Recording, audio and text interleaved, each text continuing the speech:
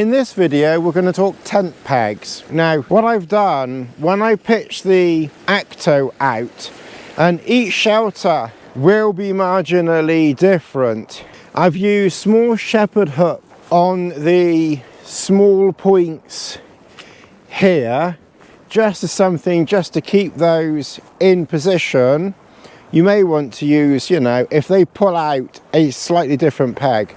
Then I've used the 9-inch Eastons on these points here, although that one over there is different. We'll come to that in a minute. This one I've used an MSR groundhog, and then here I've used the 9-inch Easton pegs. And then swing around here I've got a groundhog, and then this one here I've got a V peg. And the reason for the V peg there, I have a 9-inch Easton. This is the V peg here, but because I could not get the Easton peg in there, it was stony, this was all I could get in that to get it in all the way. And when you're putting your peg in, it's better to get it in all the way rather than using a longer peg and, you know, having 3/4 of it sticking out, because if your line moves up then you could pull the peg out. So yes, you want the longest peg that you can get in, but if you can't get your peg in, go for a smaller peg.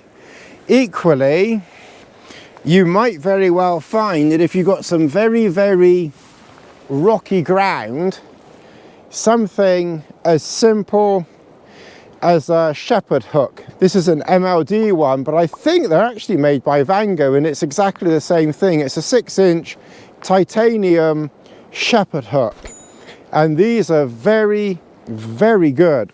So your primary pegs that you want to be bringing are a 9-inch Easton, combination of a 6-inch shepherd hook for those slightly awkward places. These V pegs are very good, and they will go in many places when you can't get a 9-inch in, and your 6 inches, maybe, you know, that little shepherd hook might not have quite enough holding power. Then one of these V pegs is really useful. I can't tell you where I got it from. I've had them years. People in the comments will probably know better than I do.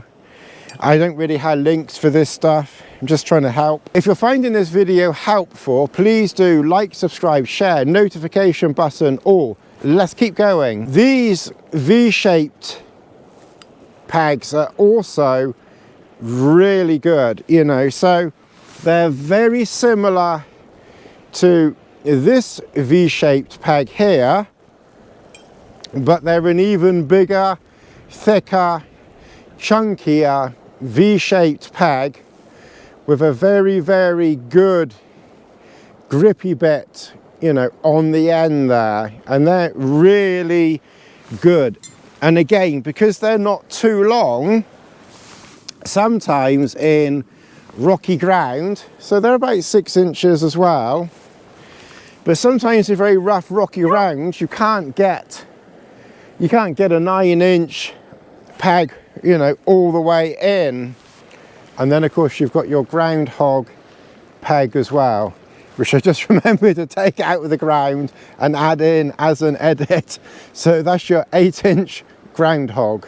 I brought one of these for this trip. I've not used it. This is an MSR Cyclone peg.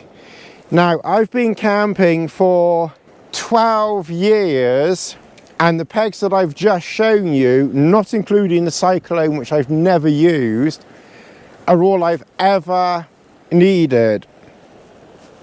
But I have heard about these Cyclone pegs, and because they're not those silly yellow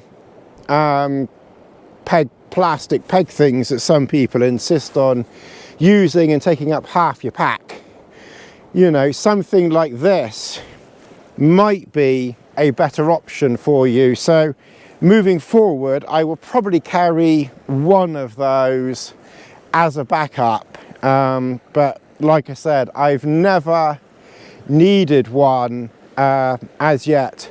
And then the only other peg that I always carry with me, and again, I've never needed it, is this MSR.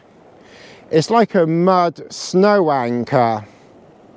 And again, I always carry it with me, primarily as a trowel in an emergency.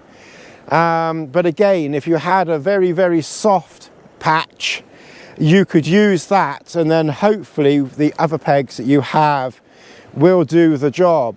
Basically, when you're, when you're pitching a tent out and you've got, obviously in this instance, 10 pegs, because you've got 2, 4, 6, 8, 10, make sure that you've got a combination of pegs. And I would be taking, if your tent takes 10 pegs, I would probably be taking 12 pegs and then mix up a little bit what you take. So I'd probably be taking at least 4 of the shepherd hooks. I've even got one of the shepherd hooks holding the line down there so I don't trip over it. So in this instance, I've got 4 shepherd hooks. I've got 4 Easton pegs. That's obviously 8. I've got 2 ground hogs, which is your 10. And that's your primary holding thing. But I would also be taking, as a backup, maybe 2 of either these or these. And I would maybe be taking 2 of those. You may even want to switch out, take away 2 Easton pegs, add in 2 ground hogs, because the ground hogs are 8 inches, the Easton pegs are 9, and maybe you won't get the Eastons in. So maybe take, an extra couple of ground hogs and then dot them around. Just be a little bit flexible with your pegs. Take a combination of pegs. And then, if one won't go in at a certain point and you think that's your primary pegging point and you really insist on getting your 9-inch Easton peg in there, but if it won't go in, then chances are it's a nice rocky patch anyway. So one of the smaller pegs will probably pop in that space. And then you can use your Easton on one of the other points if you can, if you can get it in.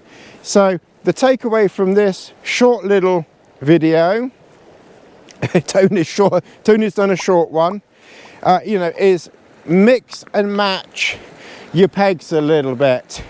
And you will get a rough idea depending on the shelter that you're taking. Obviously, if you're taking an MLD type shelter, which relies on, very, very strong pegging strength, then you definitely want to be taking your Eastons and your ground hogs to hold something like that in. All of your main pegging points to be Easton, ground hogs, V-pegs, maybe the bungee cord pegging points. On those bungee points, you might get away with the, with the little, the shepherd hooks.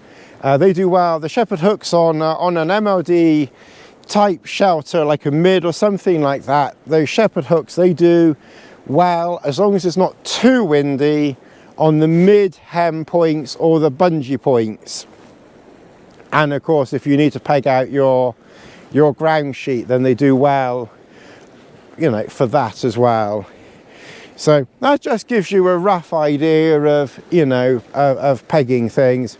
Those plastic yellow things that people insist on lugging into the countryside with them, never, ever, ever, ever use them.